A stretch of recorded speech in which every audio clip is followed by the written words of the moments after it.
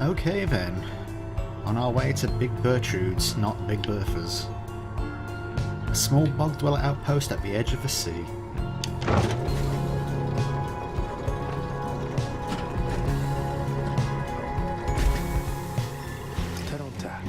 This is the place. Let's go to see my client's companion as soon as you are ready.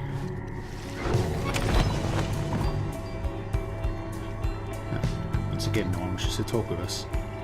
Seek Big Bertrude. Okay. Oh. More snakes, huh? Probably should have seen that coming. Big Bertrude's is a sickly gathering of bog dwellers who stay within shadows, yet you can feel their eyes surveying everything. A lone minstrel steps forward. Sandalwood sent us. Those words are enough to make the bog dwellers snap to attention. They emerge from the mud and dark and begin inspecting your black wagon with their strange tools. One of the bog dwellers slithers forth. She is larger than the rest and leaves no doubt that she commands the others. Fitting music. Thou speakest the name Sandalwood. Ye would know his whereabouts. Reveal them to us. Good day to you, Big Bertrude. It is a pleasure to meet you at last, for Sandalwood always spoke highly of you and your handiwork. Big Bertrude, she is a bog dweller once feared and respected in the Commonwealth for her sorcerous work. Well then. He did he? In turn, we know who thou must be. Yet, thou speakest of the past. Sandalwood, doth he yet live? Speak plain, and quickly. To be quite frank with you, madame, I do not know for certain, for I have been apart from him for some time, carrying out his will. Though, I have every faith that Sandalwood lives. As for his current whereabouts, I understand that he waits for us somewhere near Wakingwood, beyond the waters. A labyrinth of forest on the western half of Black Basin. Few know their way around it. The path to the sacred Mount Elodiel lies far beyond these suffocating woods.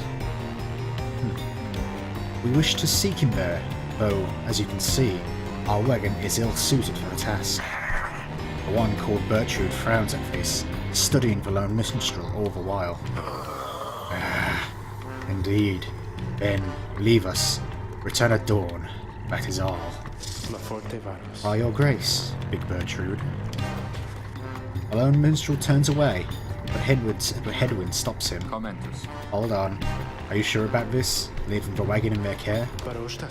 All should be in accordance with my client's plan. You keep calling Sandalwood your client.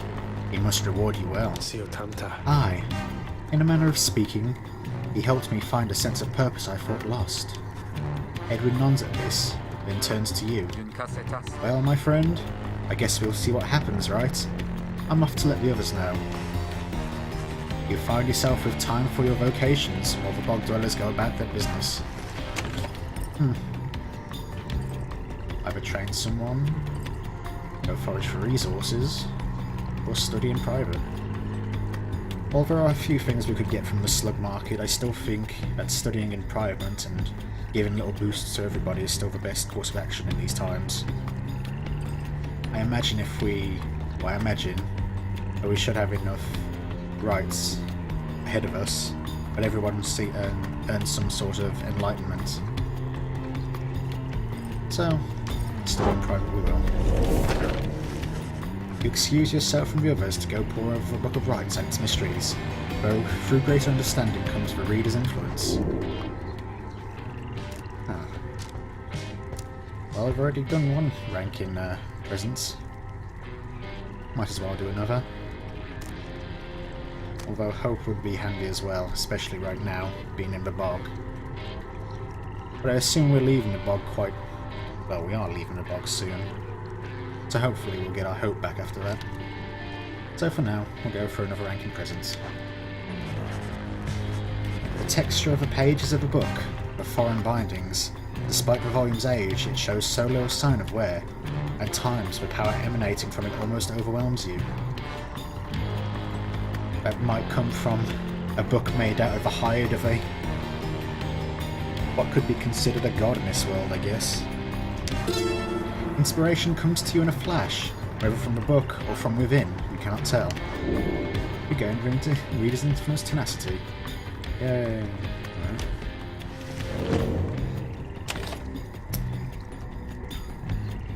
Oh. I was about to say, still nobody wishes to talk to us.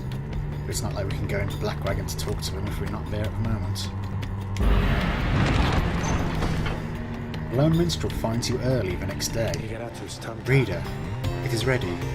Please, come have a look. The others are already there. The Lone Minstrel beckons you to come see the wagon. Has it changed much?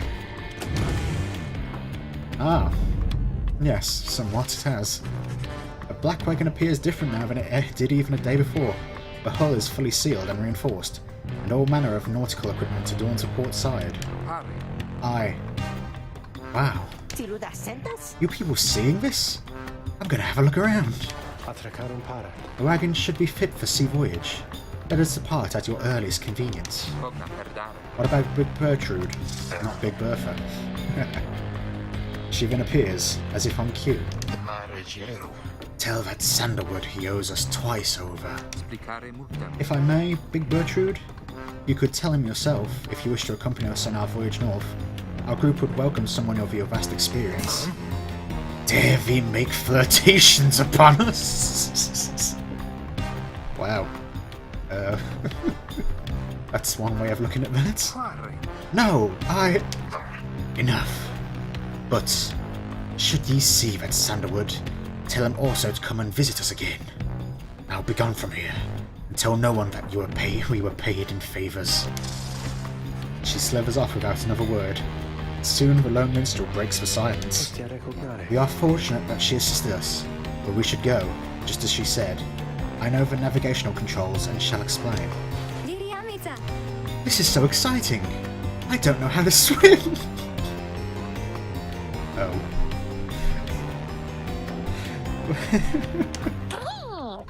Oh dear.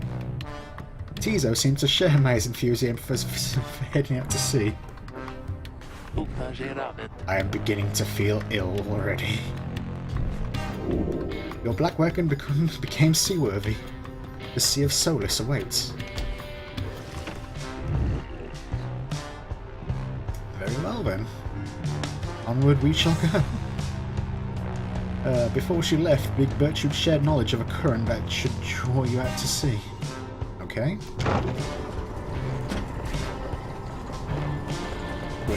Wait.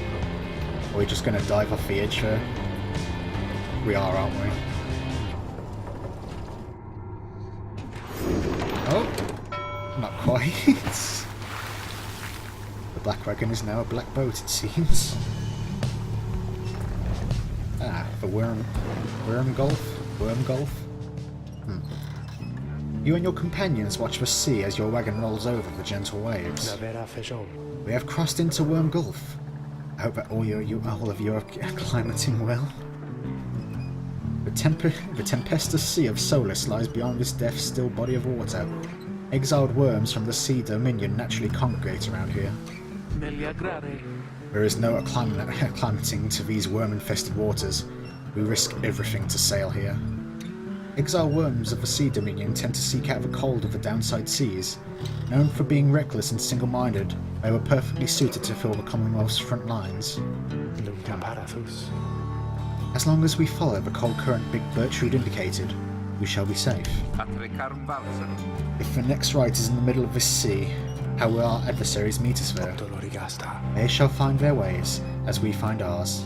It is all part of the scribe's design.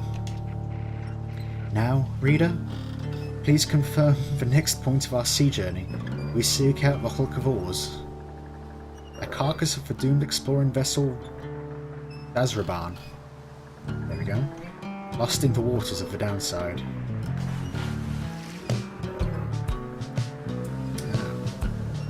Onwards to Outer Solace, it seems. Bertrude's instructions are to navigate the maze of moors in a curving route bearing northeast. Petted waters off the coast of Flagginghands. Yes. The boat can hop in water. This should come as no surprise to anybody. Oh dear. Quite interesting though. How this vehicle can apparently change on a whim depending on where we are. The wagon continues rolling gently across the waves, which seems to you a welcome change of pace after having come from flagging hangs not very long ago. However, Jodario seems more concerned now than before, and paces ceaselessly. Well, if she's not used to the waters, maybe she can't swim either. I would certainly worry so. When she notices Ruki, she stops him for some questioning. Greentail, how is he doing? Oh? Who, Edwin? Oh, he's pretty much the same. Being up all night, retching into the waters if I had to guess. His first time out at sea? Oh. Appears Hedwin is worse for wear out of all of us. His first. She turns to you. Reader, please check on Hedwin when you have the opportunity. He requires our support, and we require his swift recovery. Okay then. You wish him a good afternoon as you go check up on the others in the group. Later, you find Hedwin looking out of sorts. Oh. Hello, my friend. It's just... the sea hasn't been good for me, I guess. It's funny. All this trouble, just to get back to the Commonwealth of all places. Hey, tell me something. What do you miss the most about that place? Ah. You wish us to know about our past life, huh? I'm sure it was highly illegal, though just the same you miss having had access to those volumes. That's right, we were exiled for being able to read, weren't we? The few friends you had, your life was almost always difficult, but several of your long-time confidants did help you get by. Perhaps for food. Your mouth waters at the thought of it, at least compared with what passes for sustenance here. Or nothing springs to mind. You have made conscious efforts to discard most of your memories of living in the Commonwealth. It is fair, but like Jodario said earlier, Hedwin needs our support right now, so we should share something with us. Maybe not the food given his current situation. I feel mentioning food to him right now would just irritate him more, perhaps. Few friends we had? Did we? I think we should go with our book collection. It's true. Once again, we were exiled for our ability to read. It would make sense that we would miss that which helped us out so much. Perhaps even the start of a game. In the the title screen. The burning books around the area. Maybe that used to be ours. Or maybe a library of sorts. So yes, I think we did miss our book collection the most. You tell him that you miss your book collection most of all, after having taken many pains and risks to put it together. Ha! I figured as much. I bet they burned all your books, didn't they? Those scum. Yep, apparently so. Anyway, I'll be fine, I think. Thank you for checking up on me. You sense he wishes to be alone. There is not much to be done for him for now. It appears Hedwin is too late to go the next right. Oh. That's not good. May he soon get well, though. I am sorry for my interruption, reader. Please again confirm the next point on our voyage. Onwards to the Sea of Solace. According to Bertrude, the celestial landmark you seek is beyond the strait. Interesting how she knows the way through this area. And again, she is the oldest and widest of all the bog dwellers from back there. That would make sense that she is intimate with the area. Oh, the scribes! The sea! I didn't know it was so beautiful. Having escaped the waters of Worm Gulf, you can now see what must be the hulk of oars, far in the horizon. Not everyone has taken well to the sea voyage, however. Oh. Tizo is wondering if Hedwin is feeling better. He requires further rest, Tizo. All we can do is wish him a swift recovery. Reader, sir? On this point, our voyage must diverge from Bertrude's instructions. Please, consult with your companions about which course to take. Very well. Either the Underking Pass to the north. The north current towards the Hulk of Oars runs as quick as Underking Oars himself. May believes that the 8 scribes shall bless you here. Or to the south, the Fathomless Trench. The south current toward the Hulk of Oars teems with fish and other sea life. Tizo wants to fish for something tasty here. Ah.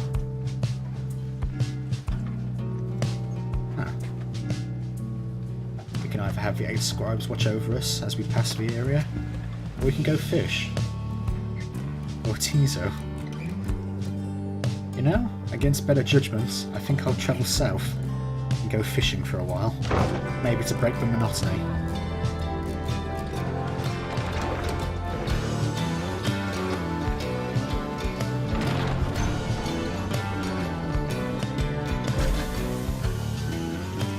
The sea is peaceful for the most part, save for occasional strange shimmers beneath the surface. You realise the lone minstrel is looking down at them along with you.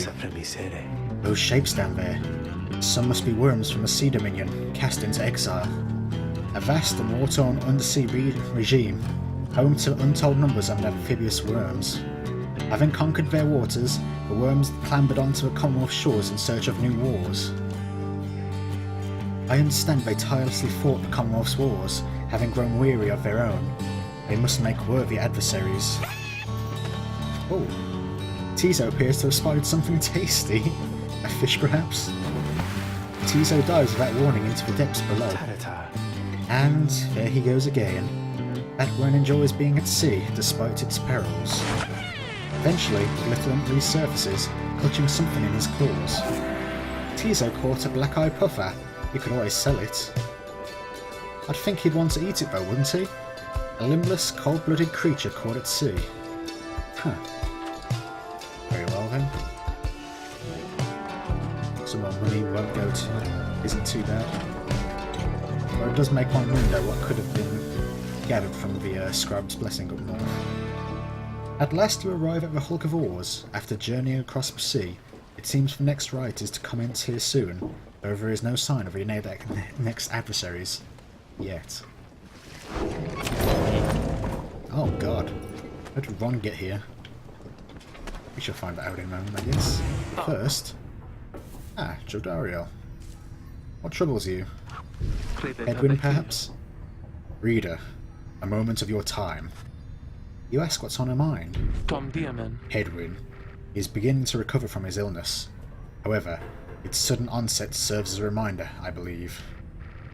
I have known Headwind since he was a child. Oh? You don't appear to be that old. Maybe. Even now, I hesitate to say that he is grown. Oh. Nevertheless, there are such things that even I would never say to him directly. For instance, I struggle with his confidence at times. Whether he leads us to our freedom or our doom, I am ambivalent. Speak not a word of this to him, of course, in case that is unclear. I shall tell him in my own way if and when the time requires. In any case, when times remind me of his mortal weakness, I end up having to consider what should happen should we become separated permanently. She trails off a while.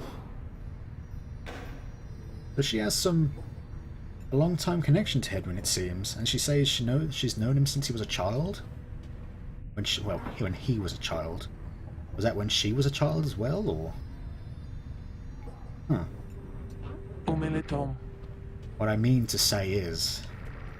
You should know that I am fully pledged now to this quest of ours, whether Headwind is the one to lead us to its end or not. I have my reasons. One of them is him. I expect the same holds true for you. That is all I wish to say. Take care, reader. Huh. It seems he is softening up a bit. Not as rough as she used to be. Not as outwardly hostile, at least. Although she does seem a bit brutish still. But that's just her way. She nods and brushes past you toward the door. Good to know, at least. And we have some new things to interact with in the Black Wagon. Silver Cudgelhead, a limbless, cold-blooded creature, another one, rescued from the sea. It is fully grown and has led a rich life inside this fish tank of ours in this green water. A keepsake from Worm Gulf. Oh, are we taking trinkets from places we have been now? Very well. Nautical bell, among the Black Wagon's seafaring equipment. Edwin used it to signal when food is ready. A keepsake from Big Bertrude's. Oh. Oh, you just keep right on ringing that bell, chum. Keep at it. Oh. I'm sorry, Rookie. I did not know it was so irritating to you. Rookie seems to be taking issue with your frivolous use of a nautical bell. After all, there is no sign of a nautical emergency, nor a prepared meal. Oh. Yes, that would seem annoying, wouldn't it? Oh, I know it's not mealtime. It's fine. I'm starting to really enjoy the constant ringing sound, though, now that it doesn't mean anything to me or anyone anymore. Oh dear. Besides, ringing that bell, it's probably some pretty good exercise, right? And it's good training for my ears too. You know we Kurds have ultra-sensitive hearing, don't you? Well, not anymore, I don't. Oh dear. Oh, I'm so sorry, Rookie. I didn't know this would affect you so much. Anyway, thanks. I mean that. Of course you do. He storms off. Rookie shall never forgive you for abusing the nautical bell. Then so be it. Oh. That was a joke, was it? Rookie reappears, laughing heartily. He was only joking. Probably. Well, a good joke there, Rookie. But perhaps once more? Yeah, sure. Anyway, what new things does the Book of Rites have for us? Down the river. God. In the words of Golgolothanian, the Master General, the Emperor Soliamur knew naught of this, of course. His expedition yielded not the treasure he desired, but brought him closer to his country than he had ever been before. As he travelled down the river Sklorian in pursuit of greed, he found instead an inkling of shame. He saw the sunken faces of his people, heard their words for him. In time he could not ignore it, and it proved more than he could bear. The river finally claimed him, his belongings, and his retinue. Once the people heard, I understood they cried with joy. Perhaps we ought to have perished, but the mercy shown to him, I think, is what transformed him. In his last time in the Commonwealth, or at least in his empire, it seems he learned some humility at last. Maybe too late for him, though. Anyway, I believe we have a right to commence. Once we say hi to Ron. Oh, hey, you guys! Running right into you here, right in the middle of a drink, know what I mean? Not a lot of customers today, so have a look. I'll give you a good deal. Ron, first off, how? How are you out here? How did you follow us? Are you hitchhiking on the back of our wagon or something? Are we just not catching you? God. Also, you never seem to have many customers. Are we literally your only customers that you ever get? Oh dear. Anyway, what are these new things? Or not. When aura casting, raises the bearer's maximum range. Plus 8 isn't that much, or plus 8% isn't that much. So I imagine if we leveled up the talismans, it could be a lot more better. I also got some more Stardust. Another one of level 5. Well, level 1. Still a damn sight more cheaper than this level 2 one. May I just buy some? Ha! I know you're going to like that stuff, guys. It's pretty woo! You know what I mean? And if you want some more, now, I just know just the individual and his dad who can get it. Catch my meaning, yeah? Just stop on by some other time. Thank you, Ron. Oh, might as well buy the second one as well. It's still a lot cheaper than if we were to buy this level 2 one. And what we... Oh, wow, that's quite good value, isn't it? Yes. Would, Teaser wouldn't be disappointed if we sold his fish, would he? Nah, of course not. And now we could finally buy the lunar glass if we wanted to. But I still think 10% is pretty low, even at rank 10. It's still quite expensive. Ah. I think we'll keep the Stardust for now. Might level up one of our trinkets that we have. Pleasure doing business with you guys, so... yeah, okay. Thank you. Thank you, Ron. Now, on with the ride.